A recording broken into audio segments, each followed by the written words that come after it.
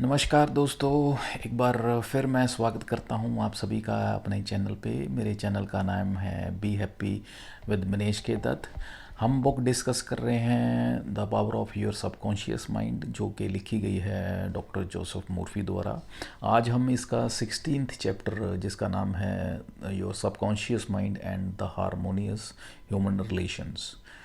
तो subconscious mind और human relations या ह्यूमन रिलेशनशिप्स जो हैं, कितने जो इंसानों के आपसी संबंध जो हैं और हमारे सब अवचेतन मन का आपस में क्या लिंकेज है, और किस तरीके से जो हमारा सबकॉन्शियस माइंड है हमारे रिलेशंस को दूसरों के साथ कैसे इम्पेक्ट करता है, किस तरीके से हम अपने रिलेशंस को दूसरों के साथ इम्प्रूव कर सकते हैं, और क्या क्या चीज़ों का हमें रिलेशनशिप्स में हमें अपना ध्यान रखना चाहिए ताकि हमारी जो रिलेशंस हैं वो इम्प्रूव हो सकें, ना ख़राब हों।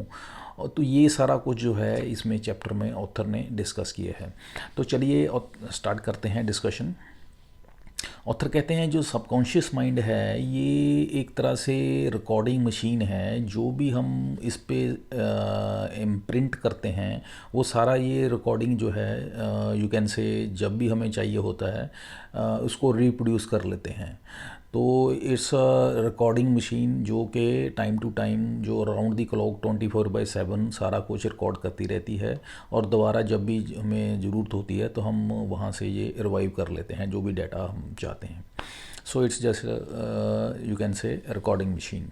और जो भी हमारे ह्यूमन रिलेशंस हैं वो बेसिकली उनका जो डायरेक्ट संबंध है हमारे सबकॉन्शियस माइंड की फंक्शनिंग के साथ, क्योंकि जो हमारे इमोशंस हैं वो इमोशंस जो हैं वो इफ़ेक्ट करते हैं हमारे सबकॉन्शियस माइंड को। और ये जो रिलेशंस हैं ये रिलेशंस जो हैं they are nothing but the emotions, और ये हमारे इमोशंस हैं। और इमोशंस जो हैं डायरेक्टली हमारे सबकॉन्शियस को सबसे ज़्यादा इम्पेक्ट करते हैं, और इसलिए ये जो हमारे रिलेशनशिप्स हैं डायरेक्टली इनडायरेक्टली समहाउ हमारे सबकॉन्शियस के साथ रिलेटेड हैं। और इसमें कहते जो इस चैप्टर में दो तरह के मीनिंग्स हैं, inner and outer meaning of relationships. जो इसके इनर मीनिंग ऑफ रिलेशनशिप्स है that indicates that is concern about the relationship between our you can say conscious mind and subconscious mind. हमारे कॉन्शियस माइंड और subconscious mind में क्या relation है उसके बारे वो बताता है। और कहते हम जो लोगों से चाहते हैं कि लोग हमारे साथ लोग हमारे बारे में सोचें, तो उससे पहले हमें लोगों के बारे में उस तरीके से सोचना चाहिए। सेकंड थिंग, जो हम चाहते हैं कि लोग हमारे बारे में फील करें, जो लोग चाहते हैं कि हम दूसरे लोग हमारे बारे में अच्छा सोचें या अच्छा फील करें, तो उससे पहले हमें क्या है उन लोगों के बारे में अच्छा सोचना होगा। थर्ड थिंग इज़ कि अगर हम चाहते हैं कि लोग हमारे बारे में अच्छा करें या हमारे प्रति उनके व्यवहार जो अच्छे हों, तो उसके लिए क्या करना होगा, उससे पहले हमें उनके लोगों के प्रति जो सामने जो हमारे हैं उनके साथ अच्छे व्यवहार करने होंगे। तो ये हम जो हमारी जो एक्सपेक्टेशंस हैं, चाहे हमारी फीलिंग्स हैं, या हम व्यवहार जो है हम चाहते हैं कि लोग हमारे साथ ऐसा करें, तो वो एक्सपेक्टेशन जो हैं लोगों से, तो उनको एक्सपेक्टेशंस को पूरा फुलफ़िल होने से पहले हमें अपने खुद को एज एग्ज़ाम्पल पेश करना है। वो किस तरह से हमने उनको उस तरीके से बिहेव करना है, एक्ट करना है, रिएक्ट करना है, और उस तरीके से अपने आप को बिहेव करना है एज एक एग्ज़ाम्पल के तौर पे। तब हम सामने वाले से या दुनिया से हम एक्सपेक्ट कर सकते हैं जो हम चाहते हैं। जिसमें ऐसे एग्जांपल देते हैं ऑथर, कहते हैं फॉर एग्जांपल आप अपने ऑफिस में किसी अपने कुलीग के बारे में बहुत अच्छा उसके सामने या चार कुलीग्स खड़े हुए हैं तो किसी एक्स कुलीग के बारे में उसकी बड़ी प्रेज़ करते हैं, उसके बारे में अच्छा बोलते हैं। लेकिन जैसे ही वो पीठ घुमाता है या वहाँ से मूव आउट कर जाता है तो आप उसके बारे में बुरा भला बोलना शुरू कर देते हैं, उसकी निंदा चुगली शुरू कर देते हैं। तो कहते हैं ये आपकी बहुत बड़ी भूल है, ये इतनी बड़ी भूल है कि it's just like poison for you. ये आपके लिए एक तरह से जहर का काम करती है, और आपको इस चीज़ को हमेशा दिमाग में रखना चाहिए कि इसका इतना बड़ा नुकसान अपने आप को होने वाला है कि आप उसका इमेजिन भी नहीं कर सकते। आप उसको यू कांट इमेजिन कि आप अपने आप को कितना बड़ा लॉस कर रहे हैं। तो इसलिए इस सो कॉल्ड ये निंदा चुगली जो है जो हम करते हैं जनरली, हमारी एक आदत है कि किसी भी इंसान की जैसे ही वो मूव आउट करता है हमारे सामने से तो हम उसकी निंदा चुगली शुरू कर देते हैं। तो ये हम अपने मेंटल यू कैन से सबकॉन्शियस में एक मेंटल ब्लॉक बनाते हैं, एक हिंड्रेंस क्रिएट कर लेते हैं, एक नेगेटिविटी पैटर्न बना लेते हैं जो कि हमें ही नुकसान करती है और इतना ज़्यादा नुकसान करती है जो कि यू कैन से अनइमेजिनेबल और उसके जो इर्रेपरेबल लॉसेस हो जाते हैं। तो इस चीज़ को हमें अवॉइड करना है, इस चीज़ से बचना है। इसको चैप्टर को ऑथर ने टॉपिक्स में डिस्कस किया है, हम भी उनको एक एक टॉपिक्स में डिस्कस करते हैं। पहला टॉपिक है the master key to happy relationships with others. कहते मास्टर की या सबसे बड़ी एक यू कैन से क्या इसकी मेजर की है या क्या सोर्स ऑफ हैप्पी रिलेशन है किसी दूसरों के साथ, क्या हो सकता है कि हम दूसरों के साथ रिलेशन बढ़िया बना सकें। एक सबसे बड़ी एग्जांपल, सबसे बड़ी की, सबसे बड़ी यू कैन से चाबी क्या है इस चीज़ की, मिस्ट्री क्या है इसके पीछे। तो यहाँ पे ऑथर कहते हैं कि इसमें कुछ नहीं है, इसमें सबसे बड़ा इम्पॉर्टेंट है कि आपकी माइंडसेट क्या है, आप क्या सोचते हैं दूसरे लोगों के बारे में। अगर आपकी माइंडसेट दूसरों के प्रति पॉजिटिव है, आपके इमोशंस जो हैं दूसरों के प्रति पॉजिटिव हैं, अच्छा सोचते हैं आप लोगों के प्रति, तो आपकी जो यू कैन से आउटपुट है या आपकी उस एक्शन की जो रिएक्शन है, जो आपकी आप लोगों के प्रति अच्छा सोचते हैं तो आपको भी रिटर्न में आपको भी उसकी उस एक्शन की जो रिएक्शन आने वाली है वो भी अच्छी आएगी। लोग भी आपके प्रति अच्छा व्यवहार करेंगे, लोग भी आपके साथ अच्छा रिलेशन मेंटेन करेंगे। लेकिन अगर आप लोगों को साथ जेलसी फील करते हैं, उनके साथ एनवी करते हैं या उनके बारे में बुरा भला सोचते हैं या बोलते हैं, तो कहते हैं फिर ऑब्वियस है कि उसी तरीके से जो है आपका सबकॉन्शियस माइंड जो है रिएक्ट करता है और उसी तरह से जो है ये सुपर नेचुरल इंटेलिजेंस है वो बाउंस बैक करती है और आपके जो रिलेशंस हैं वो उसमें स्ट्रेन्स होंगे और आपको जो है यू कैन से लोग आपको अच्छा नहीं कहेंगे और आपकी जो सो कॉल्ड है एक तरह से आप नेगेटिविटी स्पायरल में चले जाएंगे और आपके रिलेशन जो हैं लोगों के साथ ख़राब होंगे ही होंगे। तो इस चीज़ के लिए कोई और इसके लिए जिम्मेवार नहीं है, इसके लिए हम खुद जिम्मेवार हैं कि हम क्या चाहते हैं। अगर हम अच्छा रिलेशन चाहते हैं तो हमारी जो माइंड सेट है वो हमारी हमेशा पॉजिटिव होनी चाहिए, कंस्ट्रक्टिव होनी चाहिए और हमें दूसरों का भला चाहना चाहिए। हमारी चाहत या हमारी इच्छा, हमारा थॉट प्रोसेस ये होना चाहिए कि हम लोगों का जो है मैक्सिमम जो है बेनिफिट कर सकें, लोगों की भलाई चाह सकें या हम जितना उनकी हेल्प कर सकते हैं, सपोर्ट कर सकते हैं, हम by all means we must have that mindset and endeavour to support others. तो इस तरीके से ये कहते ये जो हमारी थॉट प्रोसेस है, फीलिंग है, जो एक्शंस हैं, ये डिसाइड करते हैं कि हमारे जो रिलेशन हैं, ये जो हैप्पी रिलेशंस हैं अदर दूसरे लोगों के साथ कैसे होंगे या नहीं होंगे। Next topic is the daily headline made him sick. यहाँ पे ऑथर एक एग्जांपल देते हैं कि कैसे लोग या कंडीशन, सर्कमस्टांसिस या आपके कहते हैं कंडीशंस जो बाहर की एनवायरनमेंट में जो हैं, जो कि आपके कंट्रोल में नहीं है, उनका आप पे इम्पैक्ट क्या पड़ता है। फॉर एग्जांपल कहते हैं न्यूज़पेपर है, न्यूज़पेपर में कुछ भी खबर आती है, कोई XYZ, वो अच्छी है या बुरी है, तो हम उस हिसाब से रिएक्ट करते हैं। अच्छी खबर होती है तो हम खुश हो जाते हैं या बुरी खबर आती है तो हम उस तरह से इरिटेट होते हैं या रिएक्ट करते हैं, नेगेटिवली रिएक्ट करते हैं। तो कहते यहाँ पे एक एग्जांपल दी है ऑथर ने एक लेडी की।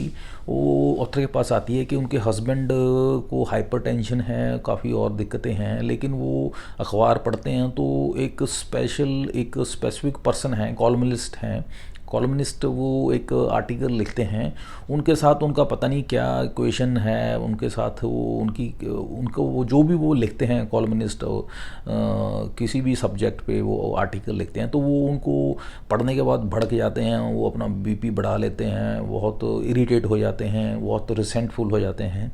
तो कहते ये मतलब इस चीज़ का मैं कैसे करूं, क्योंकि अल्टीमेटली उनकी जो हेल्थ पे इम्पैक्ट पड़ रहा है और मुझे डाउट है कहीं वो उनकी सेहत ना ख़राब कर लें वो इस चक्कर में। तो यहाँ पे ऑथर फिर उनको हस्बैंड के उनको बुला के उनको काउंसल करते हैं, उनको बताते हैं कि ये जो है आप इस तरह से बिहेव कर रहे हैं ये आपकी सेहत के लिए अच्छा नहीं है। आप दूसरे के साथ डिसएग्री कर सकते हैं, you can be in disagreeable state without being disagree. आप कहते हैं दूसरे के साथ दूसरे की जो माइंडसेट है, जो उनकी सोच है, उसके साथ डिसएग्री हुई है, कोई इशू नहीं है, लेकिन आप अपने आप को कहते हैं फिज़िकली हर्ट मत करिए, ये आपके लिए ही नहीं अच्छा, क्योंकि इसका जो रिज़ल्ट है आप ही को ही भुगतना पड़ेगा, उसको सामने वाले को उसका कोई इम्पैक्ट नहीं पड़ने वाला। तो इस तरीके से उनको उनको हिप्नोटिक कमांड भी दी, उनको समझाया कि किस तरीके से आपने इस चीज़ को अपने माइंड की कंडीशनिंग करनी है। तो वो अल्टीमेटली उस जेंटलमैन ने वो किया, और फिर क्या था कि धीरे धीरे करके वो उस यू कैन से वो जो उसकी थॉट प्रोसेस था, नेगेटिविटी थी, जब भी वो उस कॉलमनिस्ट की जो आर्टिकल पढ़ता था उसके बाद वो जो रिएक्ट करता था नेगेटिवली, वो बंद कर दिया उसने। रादर हालात ये हो गए कि वो जब उसका आर्टिकल पढ़ता था तो उस पर वो हंसना शुरू कर देता था, मजाक करता था, वो लाइटर मूड में आ जाता था। तो यहाँ पे ऑथर कहना ये चाहते हैं कि किस तरीके से माइंड की जो रिकंडीशनिंग या रीवायरिंग करके या उसको रीप्रोग्रामिंग करके हम जो है अपने थॉट प्रोसेस को चेंज कर सकते हैं, या हम हमारे जो एक्सटर्नल इन्वायरमेंट में जो कंडीशंस हैं, या चाहे इंसान हैं, चाहे कंडीशंस हैं, चाहे और कुछ फैक्टर्स हैं, वो इम्पैक्ट नहीं डालेंगे अनटिल और unless we you can say allow them to affect us. Next यहाँ पे टॉपिक है I hate a woman but I like man. यहाँ पे एक साइंथिया आर करके एग्जीक्यूटिव सेक्रेटरी थी एक मल्टीनेशनल कंपनी में, वो ऑथर को मिलती है और वो बताती है कि उसके ऑफिस में जितनी बाकी वुमेन्स काम करती हैं वो उसके बारे में बुरा भला बोलती हैं, उसके पीठ पीछे उसको रिसेंट करती हैं, उनके उसकी एनवी करती हैं, जेलसी करती हैं उसके साथ, और वो उसको पता है, और वो भी उनके साथ जो है उसकी भी भावनाएं उनके प्रति कुछ अच्छी नहीं है, वो भी उनको लिटरली एनवी करती है या जेलसी करती है, या उनको यू कैन से उनके प्रति जो बाकी लेडीज़ के प्रति उसकी फीलिंग अच्छी नहीं है, और वो रादर बाकी जो ऑफिस में मेंस हैं उनके प्रति जो है उसकी जो फीलिंग है वो अच्छी हैं, क्योंकि वो उसके प्रति जो है व्यवहार उनका अच्छा है, तो उनके प्रति उसकी कोई रिसेंटफुल फीलिंग नहीं है। तो यहाँ पे ऑथर ने जब बात की उस लेडी से, तो ऑथर को पता चला, उसने महसूस किया कि उस लेडी की जो टोन थी, वो जो वॉइस ऑफ टोन थी वो थोड़ी एरोगेंट थी, और उसका स्टाइल जो था एरोगेंट था या अड़ियल स्वभाव की थी, और थोड़ा उसके स्वभाव में यू कैन से डिक्टेटरशिप सॉर्ट ऑफ टोन थी। तो उसने देखा कि कहीं ना कहीं इसमें ही फॉल्ट है, जो लेडीज़ या उसको लगता है कि उनमें फॉल्ट है, तो उसने देखा कि फॉल्ट इसमें भी है। तो उसने समझाया कि उसको पहले अपनी जो है अपनी जो पर्सनैलिटी को थोड़ा ठीक करे, और उसको ठीक करते हुए अपने माइंड की कंडीशनिंग करे, वो जो नेगेटिव या एक रिसेंटमेंट वाली फीलिंग है दूसरी लेडीज़ के प्रति उसके माइंड में, उनको निकाले, रादर उनके प्रति अच्छा सोचे, उनकी यू कैन से उनके प्रति अच्छी भावनाएं अपने माइंड में रखे, उनकी भलाई सोचे। तो इस तरीके से अगर वो करेगी प्रैक्टिस, तो धीरे धीरे ये कंडीशन जो है ठीक हो जाएगी। और उस लेडी ने उसी तरह से फॉलो किया, उसने अपने माइंड की रिकंडीशनिंग की, अपने थॉट को चेंज किया, थॉट प्रोसेस को, और जो लेडीज़ जो उस स्टाफ की थी या उसके कोलीग्स थी उनके बारे में अच्छा सोचना शुरू किया, और माइंड में जो उनके नेगेटिव थॉट्स थे उन लेडीज़ के प्रति वो वॉश आउट किए, और उससे धीरे धीरे क्या हुआ, उनके जो रिलेशंस थे बाकी कोलीग्स लेडीज़ के साथ या स्टाफ मेंबर के साथ वो अच्छे हो गए, और फाइनली जो था वो उसकी सारी जो सो कॉल्ड ये कंडीशन थी वो सारी ठीक हो गई। तो इस तरीके से ऑथर बताते हैं कि किस तरीके से माइंड की अगेन जो है रिकंडीशनिंग या रीप्रोग्रामिंग करके कैसे उस सिचुएशन से जो एक बड़ी पेनफुल सिचुएशन या एक बड़ी यू कैन से रिसेंट एम्बैरेसमेंट वाली सिचुएशन बनी हुई थी, उससे कैसे वो लेडी बाहर आ पाई। His inner speech, next topic is his inner speech held back his promotion। यहाँ पे ऑथर बताते हैं कि एक जेंटलमैन जिम कॉक करके उनके पास आए, वो एक सेल्स रिप्रेजेंटेटिव थे कंपनी में। वो उनके पास आते हैं और उनको बताते हैं कि कैसे उनका जो सेल्स मैनेजर है वो उनके साथ उनकी क्वेश्चन ठीक नहीं है, वो उनको अच्छा नहीं लगता और वो उनके साथ यू कैन से बाइजनेस करता है और उनको प्रमोशन नहीं दे रहा है, हालांकि in spite of his best performance out of his whole team. लेकिन और वो उसको सारा जस्टिफाई करता है ऑथर को कि देखिए ये सारा कुछ मैं बिल्कुल मेरा परफॉर्मेंस सबसे बेस्ट है, इन स्पाइट ऑफ दैट जो मेरा है मैनेजर जो है मेरे साथ पता नहीं क्या दिक्कत है, उसको मेरे को मतलब लाइक ही नहीं करता और मेरे को प्रमोट नहीं करता एंड ऑल दैट, और वो सारा डिस्कस करता है। तो ऑथर यहाँ पे देखते हैं कि दिक्कत यहाँ पे उस जो जेंटलमैन आते हैं जिम, उसके माइंडसेट में ही है, क्योंकि जिम जो थे अपने बॉस के प्रति उनकी जो माइंडसेट थी वो नेगेटिव थी, वो रिजेंटमेंटफुल थी उनके माइंड में, वो बॉस को डिसलाइक करते थे और उस डिसलाइक के चलते हुए क्या हो रहा था, वो एक एक्शन था माइंड का, वो एक्शन का रिएक्शन क्या हो रहा था कि वो वाइब्स जो थी उसके बॉस के पास जा रही, तो उसकी वजह से क्या था, बॉस भी उसको डिसलाइक कर रहा था और उसका इम्पैक्ट क्या हो रहा था, जो उस जेंटलमैन को सो कॉल्ड प्रमोशन मिलनी थी या उसकी जो परफॉर्मेंस की रिकॉग्निशन होनी थी वो नहीं हो रही थी। तो ऑथर ने बताया, उसको समझाया जेंटलमैन जिम को कि आप अपनी माइंड की जो प्रोग्रामिंग को थोड़ा चेंज करिए, अपने बॉस के प्रति जो आपकी जो जैसे सेंटिमेंट वाली एक माइंडसेट है इसको दूर करिए, आप उसके बारे में अच्छा सोचिए, उसको ब्लेस करिए, और ये अब अगर करेंगे तो रिज़ल्ट विल वेरी और रिज़ल्ट विल चेंज डेफिनेटली। तो उसने वैसे ही किया, उसने अपने मेडिटेटिव स्टेट में, डेली ड्राउजी स्टेट में जाके अपने माइंड की रिकंडीशनिंग स्टार्ट की और अपने बॉस को ब्लेस करना शुरू किया और अच्छा उसके बारे में सोचना शुरू किया। और रिज़ल्ट ये हुआ, उसने ऑथर को 2-3 महीने बाद फ़ोन करके बताया कि उसके बॉस ने उसको बुला के सैन फ्रांसिस्को में उनका ऑफिस था, हेड ऑफिस, वहाँ पे बुला के उसको उसका धन्यवाद दिया, उसकी जो परफॉर्मेंस थी उसके बारे में फर्स्ट ऑफ ऑल, सेकंड उसको प्रमोशन दी, उसकी सैलरी बढ़ा दी, और ये सारा कुछ उसके बाद ये हैपन हुआ। तो यहाँ पे फिर अगेन ऑथर ने बताया कि किस तरीके से जो है सबकॉन्शियस माइंड जो है यू कैन से रिजल्ट इन करता है जब हम अपनी जो थॉट प्रोसेस को चेंज करते हैं, और हमारे रिलेशंस जो हैं स्पेसिफिकली किस तरीके से हैं जो वो यू टर्न लेते हैं या इम्प्रूव कर जाते हैं जब हम अपने माइंडसेट को चेंज करते हैं दूसरों के प्रति।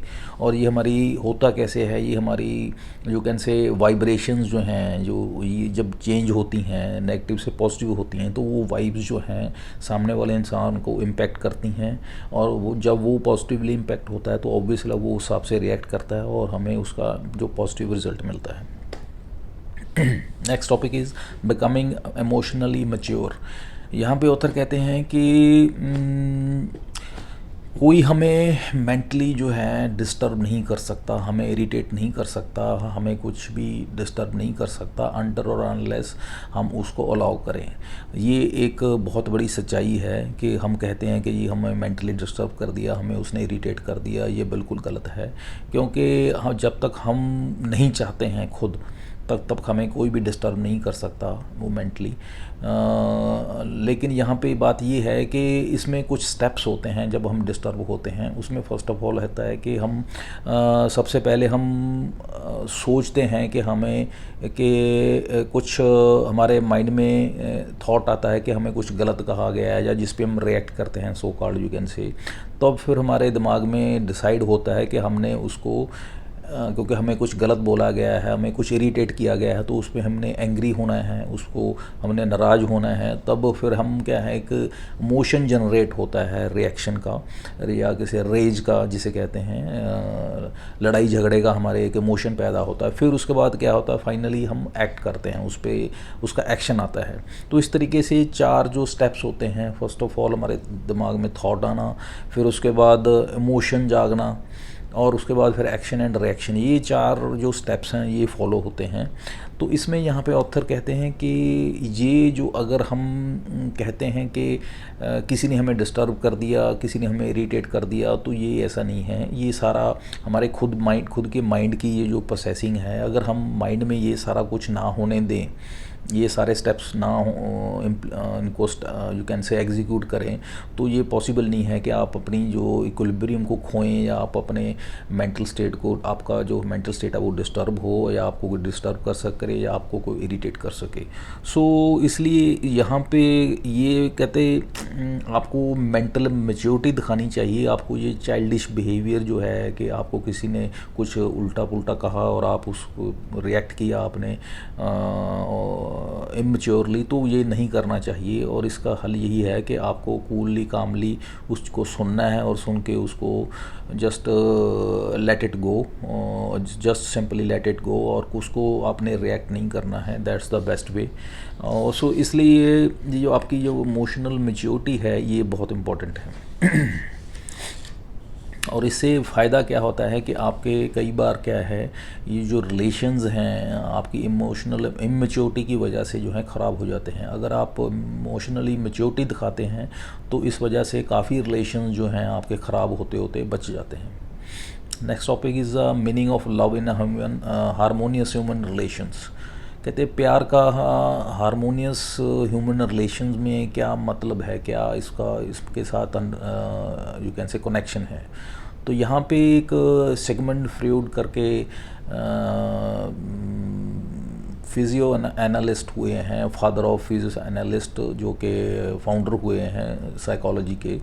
उन्होंने बताया कि ये जो आपकी अगर इंसान जो है उसमें प्यार की फीलिंग नहीं है, उसमें प्यार की जो कहते हैं इमोशन नहीं है, तो उसको हम यू कैन से वो बीमार है और उसको मरा हुआ कह सकते हैं कि वो इंसान मरा हुआ है, उसमें इमोशन नहीं है अगर प्यार का, तो वो मरा हुआ है, वो मेंटली सिक है। क्योंकि अगर कहते हम प्यार की भावना आप में नहीं है और आप कहते ये एक्सप्रेस नहीं कर सकते हैं प्यार को, और आप किसी को प्यार नहीं दे सकते हैं, तो कहते आपका कोई फ़ायदा नहीं है। अगर आप ये इमोशंस को क्योंकि सबसे बढ़िया या सबसे जो यू कैन से स्पिरिचुअल इमोशन है वो प्यार का ही इमोशन है। अगर वो ही नहीं है तो कहते we are you can say physically and mentally dead, तो हम अपने आप को ज़िंदा नहीं कह सकते हैं। तो ये जो इमोशन है ये बहुत इम्पोर्टेंट है, और प्यार का हमारे ह्यूमन रिलेशन में बहुत इम्पोर्टेंट रोल है। और इसका किसी भी रिलेशन में मेंटेन करने के लिए, किसी भी रिलेशन, चाहे वो हस्बैंड वाइफ का हो, चाहे पेरेंट्स का बच्चे के साथ हो या भाई बहन का हो, किसी भी रिलेशन की अगर हम बात करें तो वहाँ पे क्या चीज़ बॉन्ड करती है, क्या चीज़ उनको टुगेदरनेस करती है, या क्या चीज़ उनको आपस में यू कैन से बॉन्ड करके रखती है, वो प्यार ही होता है। तो ये एक बहुत बड़ा फैक्टर है जो कि रिलेशंस को मेंटेन करके रखता है। Next topic is she hated her audience. यहाँ पे ऑथर एक एग्जांपल देते हैं लेडी का। वो बेसिकली क्या थी कि एक्टर बनना चाहती थी, तो वो एक यू कैन से एक्टिंग स्कूल में उसने स्टडी की। उसके बाद वो फाइनली जो है उसने एक्टिंग कैरियर स्टार्ट किया, और जब उसने पहला एक्टिंग का शो किया तो वहाँ पे लोगों ने, क्योंकि पहली उसका शो था, इतना एक्सपीरियंस नहीं था, फर्स्ट टाइम कर रही थी, तो लोगों ने थोड़ा उसका मजाक उड़ाया। तो लेकिन इस चीज़ से वो परेशान हुई, इसको उसने दिल पे लगा लिया और उसने रिसेंटमेंटनेस जो है अपने दिमाग में रखी, लोगों को बुरा भला कहा, और अपने माइंड में जो है एक तरह से जो कैन से नेगेटिव फीलिंग जो लोगों के प्रति नफ़रत जो है वो दिमाग में पाल ली। तो इस वजह से क्या है, लिटरली उसने जो है वो थिएटर वो कैरियर था जो एक्टर का वो छोड़ दिया। लेकिन उसके बाद क्या था, वो एक दिन वो अपना जो है किसी फ्रेंड के साथ वो एक लेक्चर अटेंड करने गई जिसका नाम था how to get along with ourselves. तो ये जो लेक्चर अटेंड करने के बाद उसकी लाइफ चेंज हो गई लिटरली। तो वो किस तरह से उसकी लाइफ चेंज हुई, उस लेक्चर में उसमें ये टॉपिक डिस्कस किया गया। ये टॉपिक में उसमें एक टॉपिक में ये बताया गया कि जो आपका माइंड है जो आप सोचते हैं किसी के प्रति, तो उसके पीछे अगर आपको कोई गलत को कह रहा है या गलत बोल रहा है, तो कहते उसमें कहीं ना कहीं आप में कोई दिक्कत है, आप में कोई प्रॉब्लम है, आप में कोई शॉर्ट कमिंग है, जिसकी वजह से आपको वो चीज़ सामने वाला जो है समहाउ डायरेक्टली इनडायरेक्टली आपको पॉइंट आउट कर रहा है। You should understand it, you should improve upon that instead of condemning them, instead of you can से हैविंग रिसेंटमेंट अबाउट दैट। तो ये बात उसने सोची कि yes it was her first performance, जो ऑब्वियस उसको भी लगा था कि वो अच्छी परफॉर्मेंस या वो पूरी अपना बेस्ट नहीं दे पाई थी। तो अब उसने फिर क्या किया, उसने उस चीज़ को रियलाइज़ किया और उसने अपने यू कैन से माइंड की रीप्रोग्रामिंग की, और उस तरीके से उसने ऑथर को ये मिली थी और उसको पता था कि माइंड की क्या कैसे इसकी प्रोग्रामिंग करनी है, किस तरह से इसको कमांड देनी है। तो उस तरीके से उसने माइंड को रीप्रोग्राम किया उसको। जब भी वो फिर उसने अपने जो सो कॉल्ड ऑडियंस थी उसके बारे में अच्छा सोचना शुरू किया, उनको ब्लेस करना शुरू किया, और जब भी वो परफॉर्मेंस करने जाती थी तो उससे पहले वो अपना धन्यवाद करती थी परमात्मा का, ऑडियंस का, और अपने आप को सोचती थी कि मैं आज बेस्ट परफॉर्मेंस दे रही हूँ एंड ऑल दैट। तो इस तरीके से जब वो करती थी तो उसकी परफॉर्मेंस बेस्ट होती थी। उस तरीके से ऑथर कहते हैं कि जब ये बुक लिख रहे थे, टिल दैट दोज डेज, वो जो लेडी थी one of the best actor अपने लाइफ के कैरियर में थी वो। Next topic is handling A difficult people. यहाँ पे कहते हैं कि डिफ़िकल्ट पीपल को जो हैं, जो काफ़ी परेशान, हैरान और यू कैन से डिफ़िकल्ट लोग होते हैं, उनको हैंडल करना एक अपने आप में एक हरकुलियन टास्क होती है। वो किस तरह से, क्योंकि वो बेसिकली मेंटली डिस्टर्ब होते हैं, डिस्ट्रेस्ड होते हैं, यू कैन से ओवरवेल्म्ड होते हैं, और हर एक तरह से फिज़िकली मेंटली डिस्टॉर्टेड होते हैं, और यू कैन से आर्गूमेंटेटिव अनकोऑपरेटिव होते हैं। तो इस तरह के लोग जब होते हैं तो उनके साथ कहते कैसे डील किया जाए, उनके साथ कैसा व्यवहार किया जाना चाहिए। तो सबसे पहले कहते हमारे माइंड में यही आता है कि उनको डिसलाइक करना चाहिए, कि उनको डिसलाइक करना चाहिए, उनको पसंद नहीं करना चाहिए और उनको अवॉइड करना चाहिए। तो यहाँ पे ऑथर कहते हैं ये हमारी सबसे बड़ी गलती है, क्योंकि अगर हम डिसलाइक करेंगे तो उससे क्या होगा कि उससे हमारे माइंड में नेगेटिविटी आएगी। उनको तो कुछ होगा नहीं होगा वो बात की बात है, लेकिन हम अपने माइंड में नेगेटिविटी फीड करेंगे, जो कि हमें बिल्कुल नहीं करनी है। तो इसका जो है इम्पैक्ट नेगेटिव हमारे पे आएगा, और जिसको हमें अवॉइड करना है। तो इसके लिए हमें क्या करना चाहिए, इससे हमें ये करना चाहिए कि हमें उन लोगों को ब्लेस करना चाहिए, उनके बारे में पॉजिटिव सोचना चाहिए, चाहे वो जितने भी बुरे हैं, जितने भी वो नैगिंग हैं, जितने भी वो अनसपोर्टिव हैं, जितने भी अनकोऑपरेटिव हैं। Instead of all these things we must appreciate them, we must bless them. तो इससे क्या होगा कि हमारा जो माइंड सेट है, जो हमारे जो कैन से आपको उनकी नेगेटिविटी इफेक्ट नहीं करेगी, आपकी रादर पॉजिटिविटी है, जो आपकी पॉजिटिव वाइब्स हैं वो इम्पेक्ट करेंगी उनको, और उसका जो पॉजिटिव इम्पैक्ट जो है उन पे आएगा। तो इस तरीके से हम उनके साथ टैकल कर सकते हैं। Next topic is misery loves company. यहाँ पे ऑथर कहते हैं कि जितने भी हेटफुल, फ्रस्ट्रेटेड या यू कैन से डिस्टॉर्टेड, ट्विस्टेड, जितने भी ये तरह से यू कैन से प्रॉब्लमेटिक इंसान होते हैं, तो ये हमेशा क्या करते हैं बेसिकली, ये कहते हैं कि सुपर नेचुरल इंटेलिजेंस या इन्फिनिटी या यू कैन से ये अपनी माइंड की पावर को जो है नहीं समझते हैं, और ये हमेशा परेशान रहते हैं, फ्रस्ट्रेटेड रहते हैं। और ये उन लोगों के साथ ज़्यादा उनके साथ ज़्यादा प्रॉब्लम होती है इनको, जो अपने लाइफ में एंजॉय कर रहे होते हैं, जो प्रॉस्परस होते हैं, जो हैप्पी होते हैं। उनको देख देख के ये बहुत ज़्यादा जेलसी फील करते हैं, एनवी फील करते हैं कि ये लोग इतने कैसे प्रॉस्परस हैं, ये हैप्पी के कितने कैसे हैं, ये इतना लाइफ को कैसे एंजॉय कर रहे हैं। तो और ये चाहते हैं by any mean, by hook and crook, चाहते हैं कि ये उन लोगों को भी जो हैप्पी हैं, एंजॉय कर रहे हैं अपनी लाइफ को, उनको भी खींच के ये अपने लेवल पे ले आएँ, अपनी फ्रस्ट्रेशन या अपनी जो सो कॉल्ड नेगेटिविटी में ले आएँ। तो इस तरीके से एग्जांपल कहते हैं, एग्जांपल दिए ऑथर ने, कहते हैं कि मिजरी जो है लव कंपनी, तो जो एक कैसे ये आदत है, ये कहावत है, कहते हैं मिजरी हमेशा कंपनी को चाहती है। तो कंपनी इन द सेंस कि चाहती है कि सारे लोग जो हैं एक तरह से मेरे जैसी हो जाएं। तो इस तरीके को ये एक्सप्लेन करने की कोशिश की है। लेकिन यहाँ पे कहते एक यहाँ पे एग्जांपल भी दी है ऑथर ने। एक मिस्टर जेंटलमैन मिस्टर ब्रूस थे, वो लेक्चर अटेंड करते थे ऑथर के। उन्होंने बताया कि किस तरीके से उनके जो सोसाइटी थी, वो अपनी सोसाइटी में बेसिकली थोड़ा यू कैन से सोसाइटी में कुछ वेलफेयर का काम करते थे, थोड़ा गार्डनिंग वगैरह का, या सोसाइटी में किस तरह से थोड़ा उनको उनकी वेलफेयर का काम करते थे। तो वहाँ पे जो भी उनकी टीम बनी हुई थी, वो तो सारे एक सोच के थे, सब बढ़िया सोचते थे, या एक उनकी सोच थी। लेकिन वहाँ पे एक इंसान था तो जो सबका विरोध करता था, सबके अगेंस्ट बात करता था। वो अलग ही अपनी यू कैन से अलग ही अपने ढोल बजाता था, वो सबके उल्ट चलता था, नेगेटिव था, और सबकी बातों को यू कैन से अपोज करता था।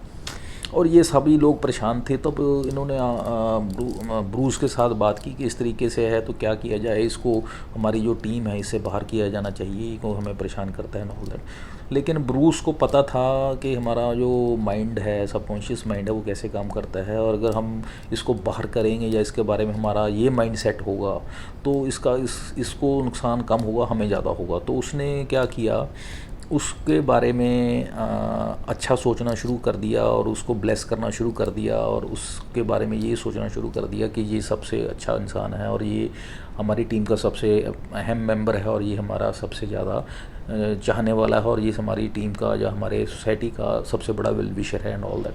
तो इस तरीके से जब विजुलाइज शुरू किया करना, तो कुछ समय बाद क्या हुआ, उसी इंसान ने जो जिसको सब बुरा भला कहते थे, और वो भी रादर सभी को मतलब यू कैन से जिसकी सबके प्रति घृणा थी या सबको अच्छा नहीं कहता था, उसी बंदे ने एक बहुत बढ़िया आइडिया दिया जो कि वेलफेयर के पॉइंट ऑफ व्यू से अच्छा था सोसाइटी के।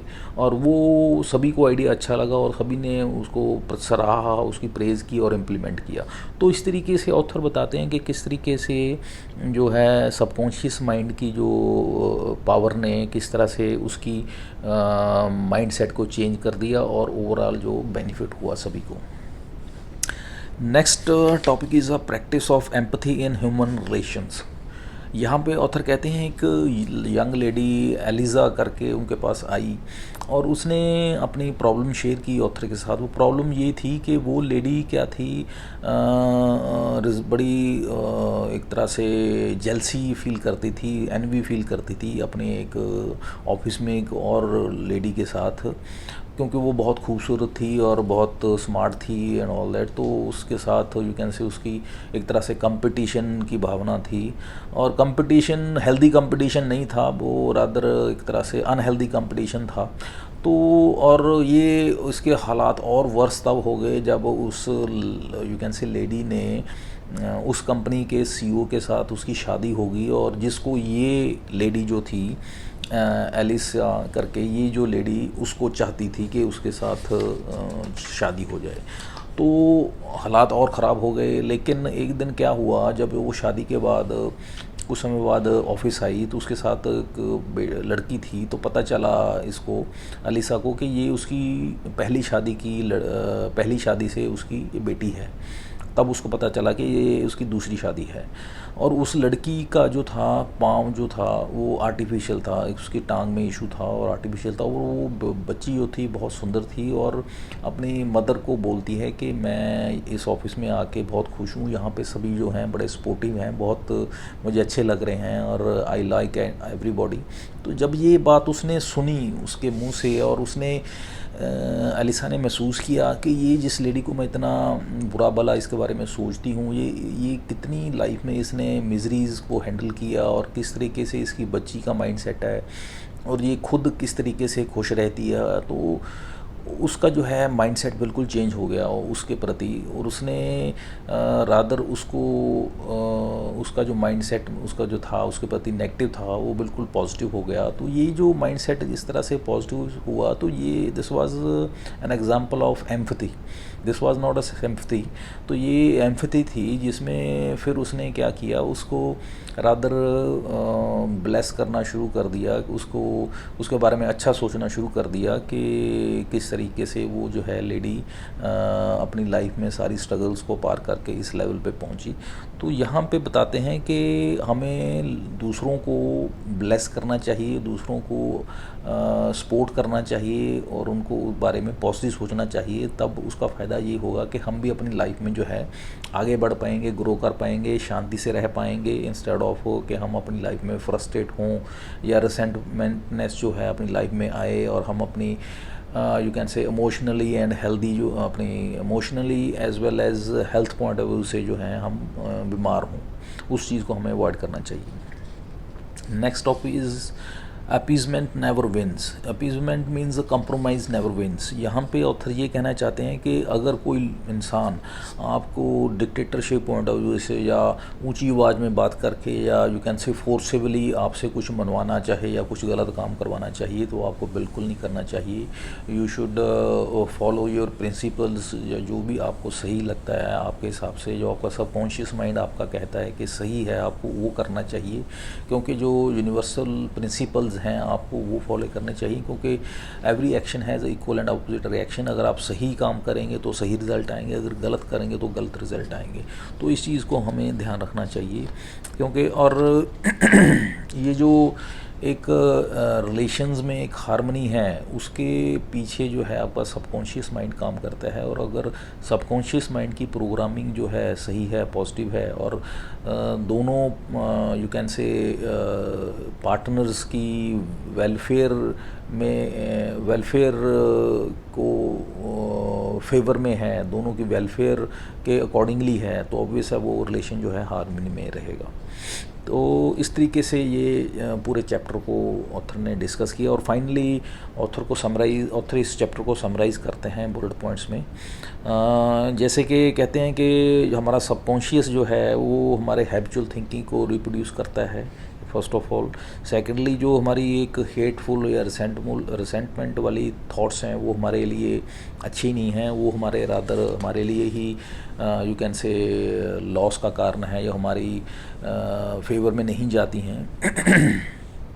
और अगर हमारा माइंड जो है वो एक क्रिएटिव मीडियम है, हमारे माइंड को जो है इस तरीके से यूज़ करना चाहिए, हमारी अपनी फेवर में यूज़ करना चाहिए, ताकि हमारे जो अपनी ग्रोथ के लिए ये काम आए।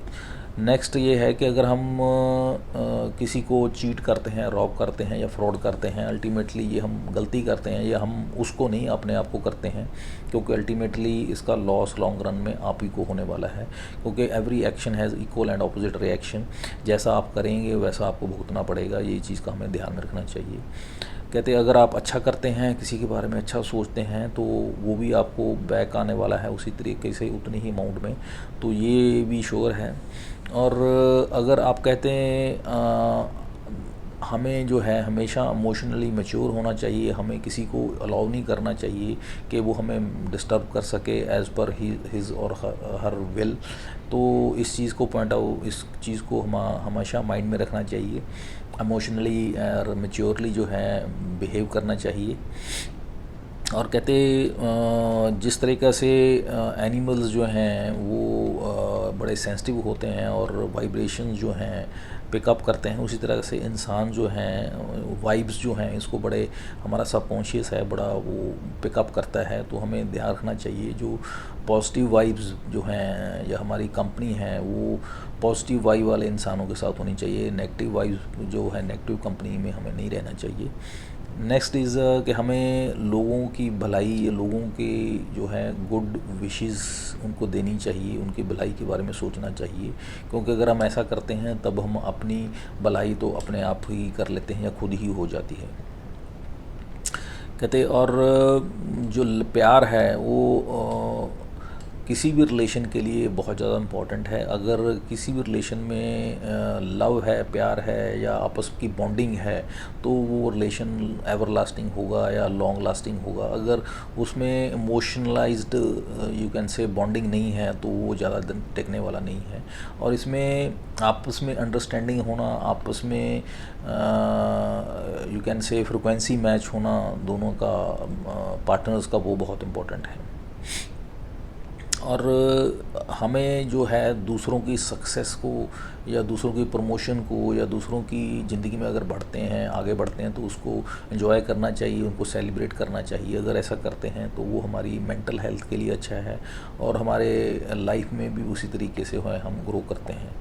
और हमें कभी भी दूसरों की ग्रोथ को रिसेंटफुली या उसको यू कैन से उसकी जेलसी नहीं करनी चाहिए, क्योंकि ये हमें नेगेटिवली इम्पेक्ट करती है। और कहते हैं हमें जब भी कोई इंसान अगर हमारी लाइफ में कुछ फोर्सिबली अगर हमसे करवाना चाहता है या कोई भी इंसान हमें यू कैन से फोर्सिबली या डिक्टेटरशिपली अगर हमारे से कुछ करवाना चाहे तो हमें नहीं करना चाहिए।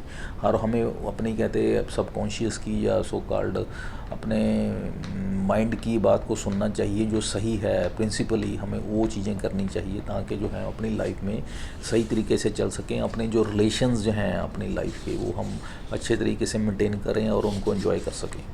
So this is all about this chapter, that is your subconscious mind and harmonious human relationships, कि किस तरह से हमारा सबकॉन्शियस माइंड और हमारे ह्यूमन रिलेशंस जो हैं इंटरलिंक्ड हैं और किस तरह से इफ़ेक्ट करता है हमारा सबकॉन्शियस माइंड हमारे रिलेशनशिप्स को। तो उम्मीद करता हूँ कि काफ़ी कुछ मैं आपके साथ शेयर कर पाया हूँ और आपका काफ़ी टाइम लिया, उसके लिए बहुत बहुत धन्यवाद। नेक्स्ट टॉपिक में नेक्स्ट वीडियो में हम चैप्टर 17 डिस्कस करेंगे। तब तक के लिए मुझे आज्ञा दीजिए। Have a nice day. Thank you. Bye.